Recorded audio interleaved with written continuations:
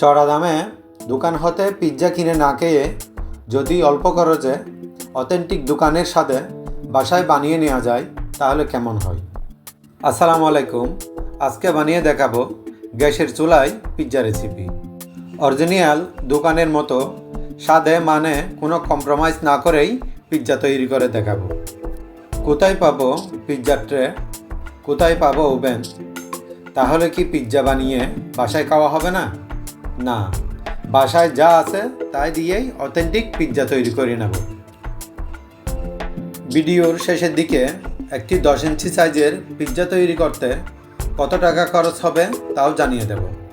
সাথে থাকবে tips and tricks. আমরা আছি আপনাদের সাথে। তাহলে চলুন শুরু করি।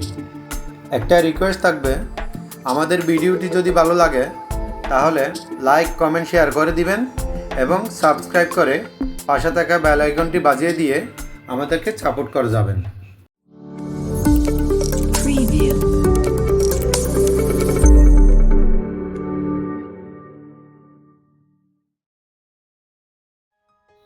আমি এখানে মেজারমেন্ট কাপে 1 কাপ ময়দা নিয়েছি।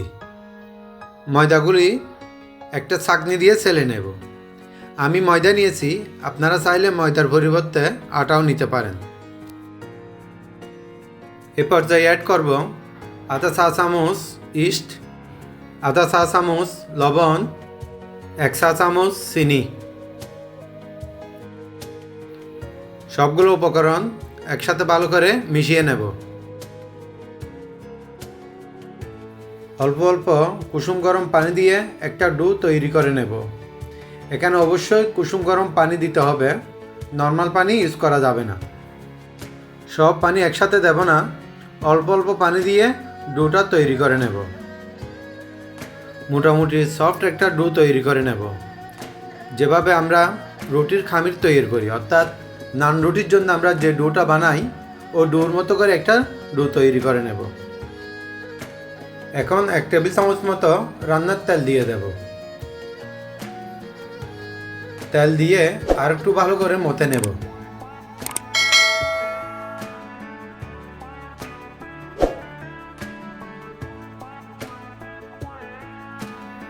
দেখেন ডোটা কতটুকু সফট হয়েছে।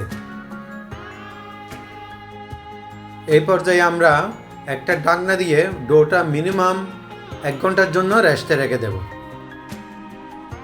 এখানে পিৎজার জন্য আমি অল্প মুরগির মাংস নিয়েছি। মাংসগুলা চিকন চিকন লম্বা করে কেটে নিয়েছি। মাংসগুলো এখন ম্যারিনেট করে নেব।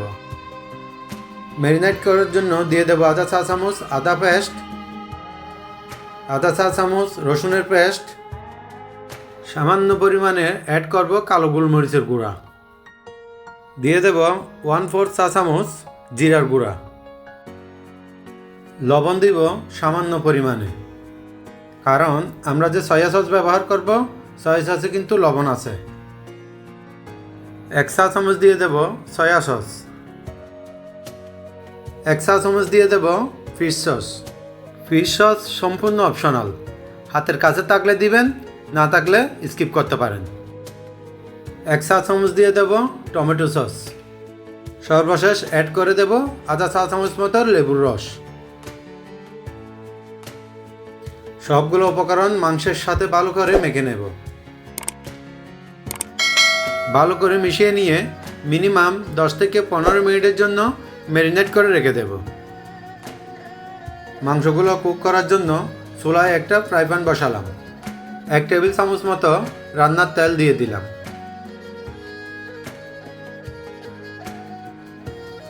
তেল কিছুটা গরম হয়ে আসলে মাংসগুলো দিয়ে দেব।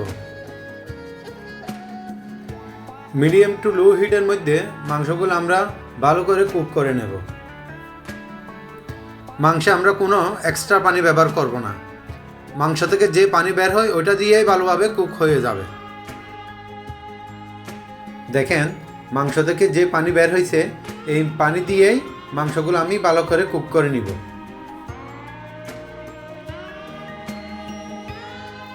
মাংসগুলো আমার রান্না হয়ে গেছে। দেখেন এই পর্যায়ে আসলে আমরা মাংসগুলো নামিয়ে নেব। প্রায় 1 ঘন্টা পর ফিরে আসলাম। দেখেন ডোটা ফুলে উঠেছে। এখন এই পর্যায়ে ডোটা আবারও একটু ভালো করে মথে নেব।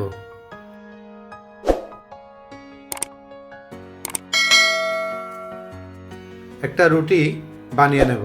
রুটি বানানোর জন্য আমি অল্প ময়দা ছিটিয়ে দিলাম, তারপর রুটিটা বেলে নেব।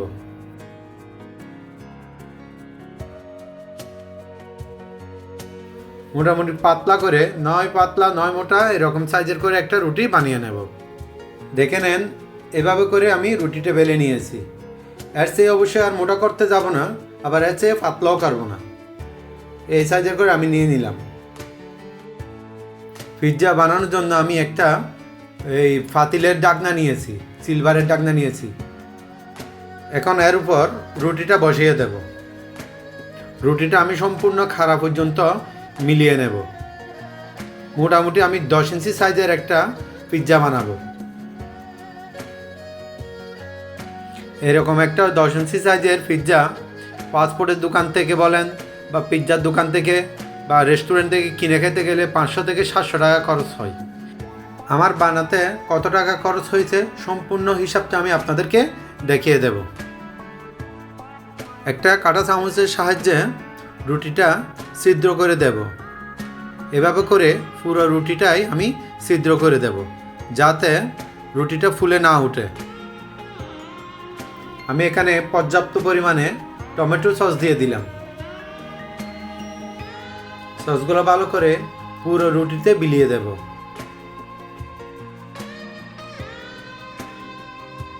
এখন দিয়ে দেব চিজ।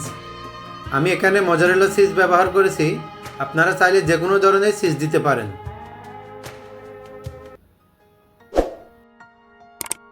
কিছুটা ক্যাপসিকাম সাজিয়ে দেব। আমি লম্বা লম্বা করে কেটে নিয়েছি, আপনারা যেভাবে ইচ্ছে কেটে নিতে পারেন। আপনারা চাইলে কিউব করে কাটতে পারেন, লম্বা করে কেটে দিয়ে দিতে পারেন। দিয়ে দেব অল্প পেঁয়াজ। আমি পেঁয়াজের পাপড়িটা আলাদা আলাদা করে নিয়েছি, আপনারা চাইলে লম্বা লম্বা করে নিতে পারেন। এখন অ্যাড করব ভেজে রাখা মাংসগুলা। এভাবে সাজিয়ে দেব। আমরা এখানে পর্যাপ্ত পরিমাণে মাংস দিয়েছি। দোকানে কিন্তু এতগুলো মাংস দিবে না, বরঞ্চ এর চেয়ে অনেক কম দেয়। আবারও অল্প পরিমাণে চিজ উপরে দিয়ে দেব। সামান্য চিলি ফ্লেক্স উপরে ছিটিয়ে দিলাম।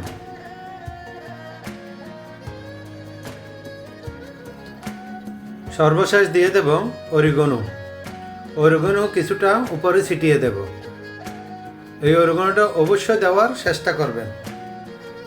দোকানের অথেন্টিক পিৎজার স্বাদ পেতে গেলে অরিগানোটা দিতেই হবে।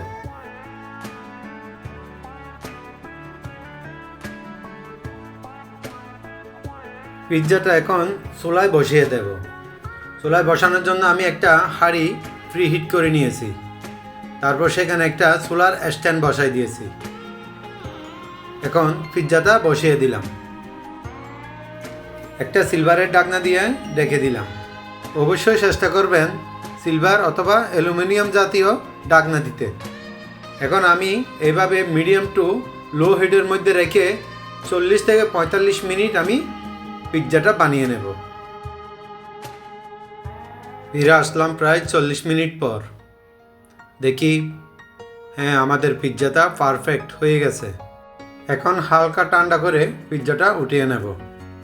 হয়ে গেল আমাদের দোকানের মতো পারফেক্ট পিৎজা। আমরা এখন 10 ইঞ্চি সাইজের একটা পিৎজা বানাইতে কত টাকা খরচ হতে পারে একটা ধারণা নিতে পারি। আমরা নিয়েছিলাম 1 কাপ ময়দা। 1 কাপ ময়দার দাম সর্বোচ্চ 10 টাকা। মাংস নিয়েছি 100 গ্রাম মতো, ধরুন 30 টাকা। চিজ নিয়েছি একটি চিজ দিয়ে 2টি 10 ইঞ্চি সাইজের পিৎজা বানানো যাবে। তাহলে এখানে অর্ধেক ধরলে 135 টাকা। এরপর ধরেন capsicum, tomato sauce, soya sauce ও অন্যান্য মশলা যা আছে সব মিলিয়ে হয়তো 50 টাকা, সর্বোচ্চ হলে 70 টাকা। সর্বমোট একটি 10 ইঞ্চি সাইজের পিৎজা বানাইতে আমাদের খরচ হয়েছে সর্বোচ্চ 250 টাকা। অথচ 10 ইঞ্চি সাইজের একটি পিৎজা এলাকা ভেদে 500 থেকে 700 টাকা দোকানে নিয়ে নেয়। আমরা চাইলে অল্প খরচে বাসায় বানিয়ে নিতে পারি। আমাদের ভিডিওটি যদি ভালো লাগে তাহলে আমাদের চ্যানেলটি লাইক, কমেন্ট, শেয়ার করে দিবেন এবং সাবস্ক্রাইব করে পাশে থাকা বেল আইকনটি বাজিয়ে দিয়ে আমাদেরকে সাপোর্ট দিয়ে যাবেন। আপনারা সবাই ভালো থাকবেন, সুস্থ থাকবেন, আমাদের জন্য দোয়া করবেন। আসসালামু আলাইকুম, আল্লাহ হাফেজ।